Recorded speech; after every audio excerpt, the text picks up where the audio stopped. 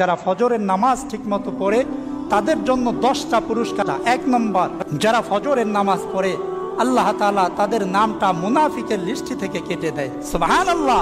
2 নম্বর, এই ব্যক্তি ফজরের নামাজ পড়ে তার দিনটা শুরু করে সারা দিনের জিম্মা আল্লাহ তাআলা নিয়ে নেন, সুবহানাল্লাহ। 3 নম্বর, যারা ফজরের নামাজ পড়ে তাদের পক্ষে ফেরেশতারা সাক্ষ্য দেয়। 4 নম্বর, যে ব্যক্তি এশারের নামাজ পড়ে ঘুমায় আবার ফজরের নামাজ পড়ে, হাদিস শরীফের মধ্যে এসেছে আল্লাহর পয়গম্বর সাল্লাল্লাহু আলাইহি ওয়াসাল্লাম বলেন, যে ব্যক্তি এশারের নামাজ পড়ে ঘুমায় আবার উঠে ফজরের নামাজ পড়ে, আল্লাহ তাআলা ওই ব্যক্তির আমলনামায় সারা রাত দাঁড়ায়া দাঁড়ায়া নফল নামাজ পড়ার সওয়াব দান করে দেন। 5 নম্বর, যে ব্যক্তি পায়ে হেঁটে, গাড়ি দিয়ে না, পায়ে হেঁটে মসজিদের দিকে গমন করে ফজরের নামাজ পড়ার জন্য, কিয়ামতের ময়দানে আল্লাহ তাআলা ওই ব্যক্তিকে আরশের নিচে ছায়া দান করবেন।